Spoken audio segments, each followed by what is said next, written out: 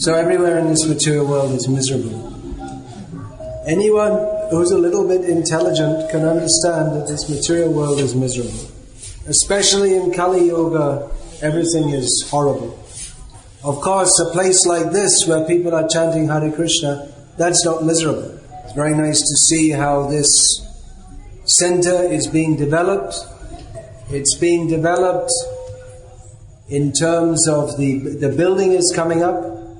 And it's being developed, I can see, in the preaching, because more people are coming to join the Sankirtan party. So, in the Sankirtan party, we were just all chanting Hare Krishna. We didn't see anyone looking miserable.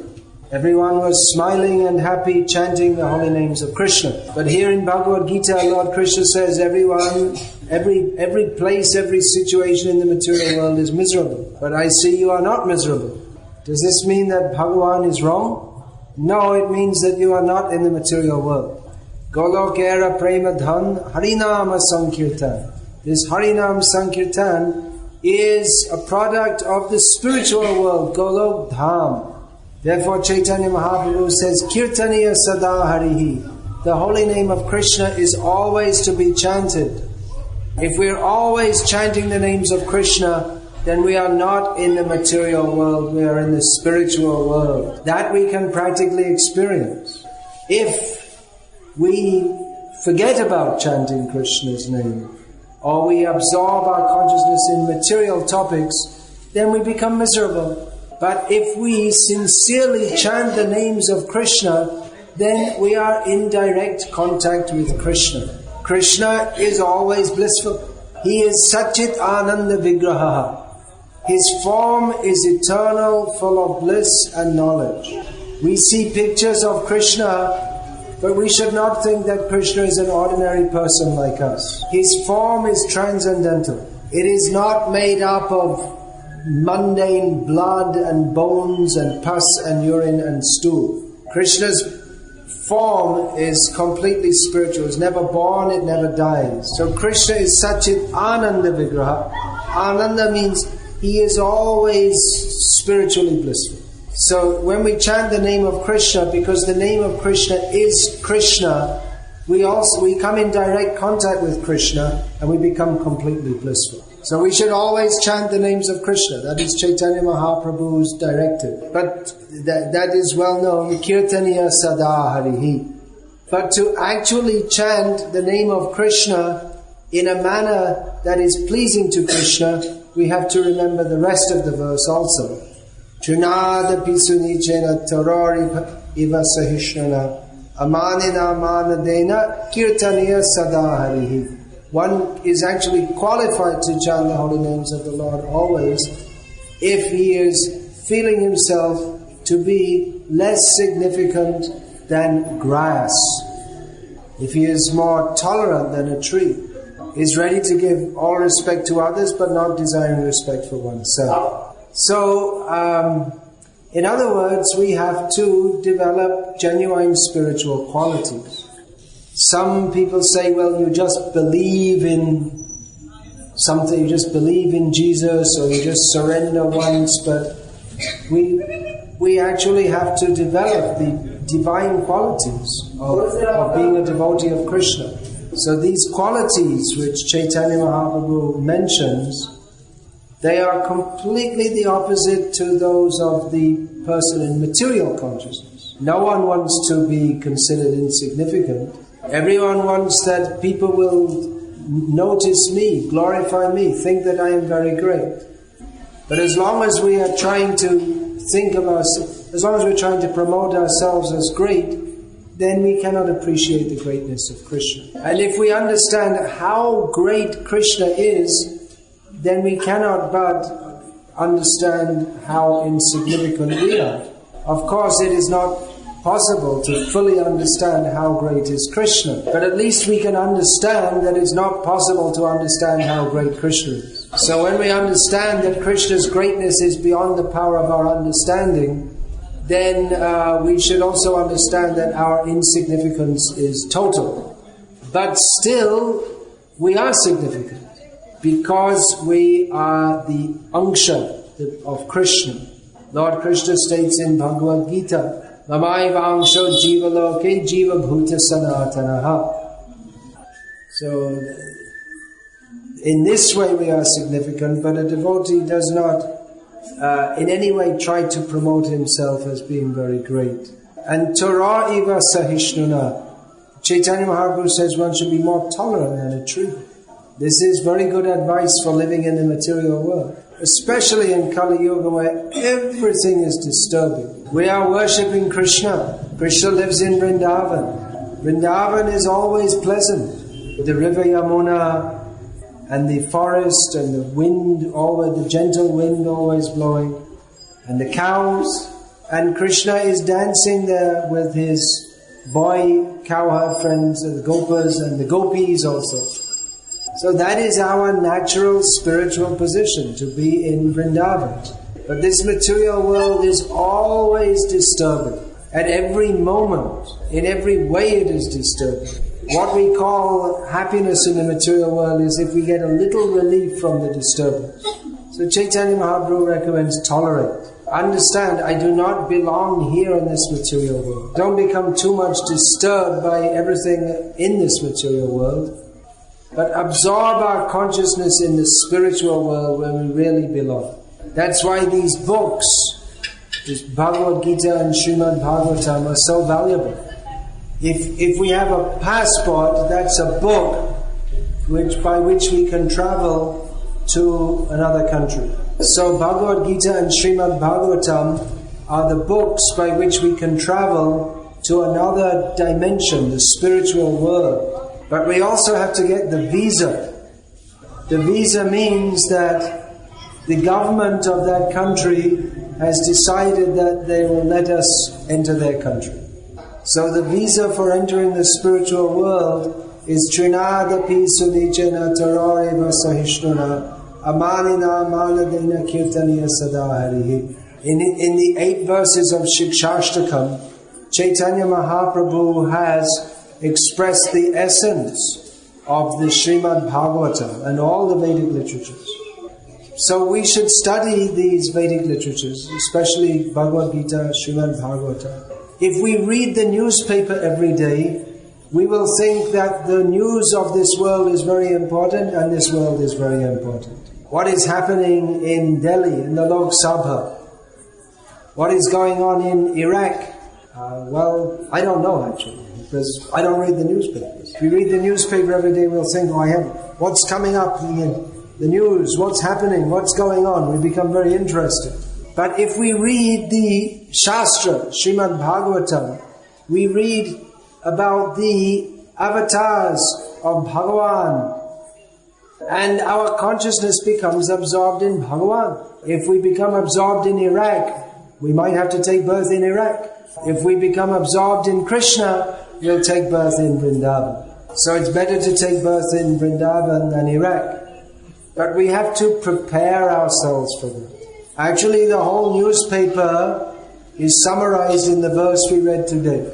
Not even the whole verse, half the verse. Brahma bhuvanaloka punaravartinoja. It's just a place to come back again and again to and suffer again and again. Another half verse in Bhagavad Gita also summarizes the whole material world very nicely. Janma mrityu jara vyadhi dukkha doshan darshanam.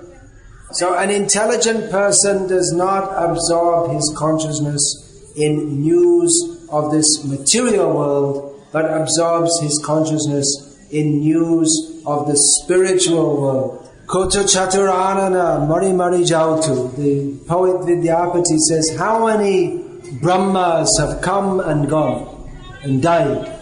So we are thinking that Sonia Gandhi and George Bush, all these people are very important people. But compared to Brahma, they're nothing. And so many Brahmas have come and gone.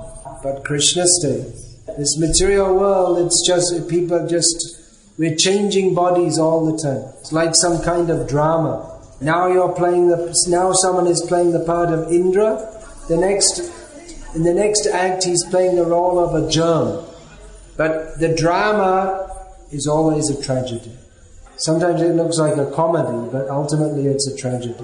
The actual eternal happy life is only with Krishna. Krishna never dies, Krishna never grows old, Krishna never suffers anxiety, Krishna never has to go to the doctor or the dentist.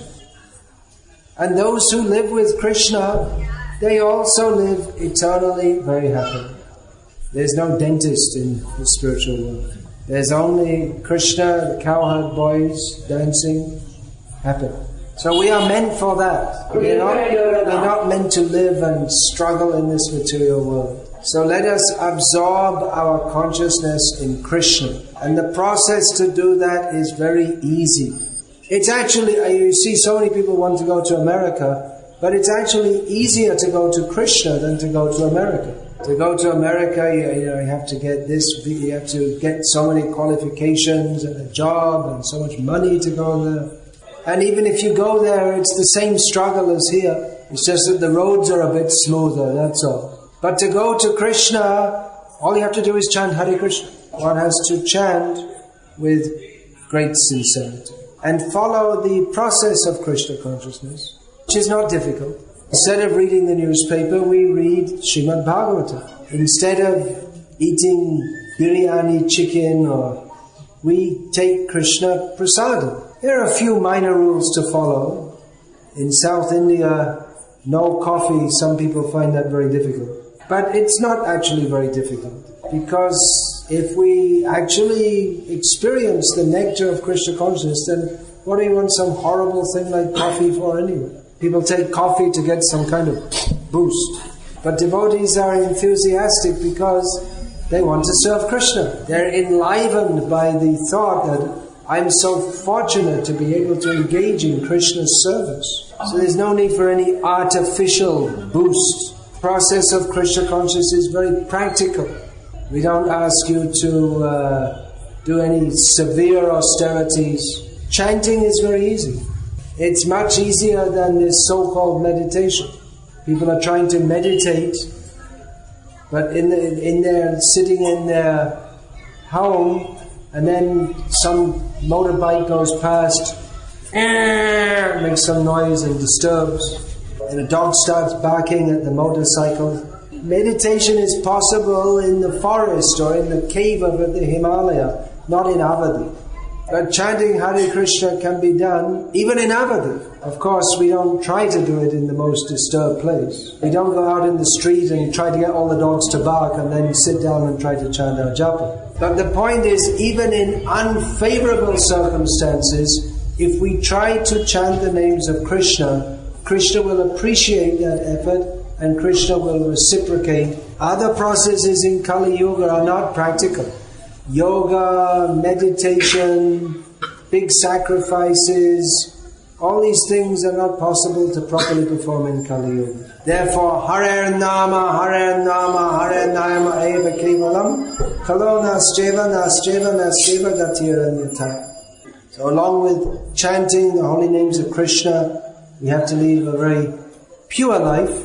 Naturally, a devotee of Krishna does not like to perform any sinful activity, and we should regularly absorb ourselves in hearing about, reading about, thinking about the pastimes of the Lord. The Bhagavatam describes some of the principal avatars of the Lord and extensively describes the Krishnastu Bhagavan Swayam, the original form, Krishna in his pastimes, especially in Vrindavan, Mathura and Dwaraka. And we should, apart from hearing about Krishna's various leelas of how he's stealing the butter and lifting the earth as Varaha, all these various leelas, we can also hear how he interacts with this material world, or how he oversees the material world. Full knowledge of Krishna doesn't mean only to hear stories of his pastimes, but to understand how his different energies are working. This way we can see the whole material world through the eye of Shastra. So that we can see that either big powerful people or famous people, They are just puppets in the hands of Maya. So please read this Bhagavad Gita, Unmai Uravil, again and again. Become convinced that this material world is miserable. We do not belong here, we belong in the spiritual world with Krishna. By reading Bhagavad Gita, we can understand what are the three modes of material nature and how to go beyond them. We can understand the position of the demigods as relatively powerful beings within this material world, but they are also servants of Krishna. There are so many points to be understood in Bhagavad Gita. It's the summation of all Vedanta philosophy. And that is expanded with a description of the Lord's avatars in Srimad Bhagavatam. So try to understand this literature and chant the holy names of Krishna and associate with devotees. And also, we're talking about studying Shastra, but one doesn't have to be a big pundit. If one can understand the import of even one verse, that is enough to make one's life successful. Even one line. Mamekam sharanam raja. If we can understand this, Krishna says, take shelter of me only. If we can simply accept this, that in itself is perfection. So I won't say much. I'd like to say more, but my time is very limited. So as I said in the beginning, I'll try to speak something briefly to the point. This is the point. This material world is miserable. We have to go to the spiritual world by taking full shelter of Krishna, by chanting His holy names sincerely and with all humility, and absorbing our minds in Krishna from the Shastric descriptions, and not using cell phones during lectures about Krishna consciousness. Hare Krishna. Any question, please? I'm very happy to see this, as I said, the building and the expansion and the preaching. Any question? Well, we should just consider who we are. Are we so important that everyone in the world should always act in a way that's pleasing to us? Are we appointed by Bhagavan to correct everyone in the world? Actually, those who take the service of being Guru, they are supposed to do that. But simply to get angry because we feel disturbed, that's simply egoism, that's demoniac. So we should consider these things from the philosophical platform. Otherwise, we're just an animal. You disturb a dog, he barks. Dog cannot consider that, well, I shouldn't bark, I should tolerate. Human being can consider like this because he's supposed to have higher consciousness. That he can consider what is right and wrong according to the injunctions of Shastra. So try to understand all these things by Shastra and then apply it in our life. Do you have Srila Prabhupada's books? I can't spend so much time. Does he have Prabhupada's books? Anyway, I can't spend much time for one person. I'll let him speak to someone. There's Bhagavad Gita in Telugu, which we were just discussing this morning. The translation may not be very good. So you please get all of Prabhupada's books and read them, and don't just read it like a parrot, but absorb it. Then you'll become a perfect person. But you have to chant Hare Krishna, or you have to follow the process fully. Okay, I have to finish there. Sorry. If you have any more questions, you can please ask the resident devotees here. Hare Krishna.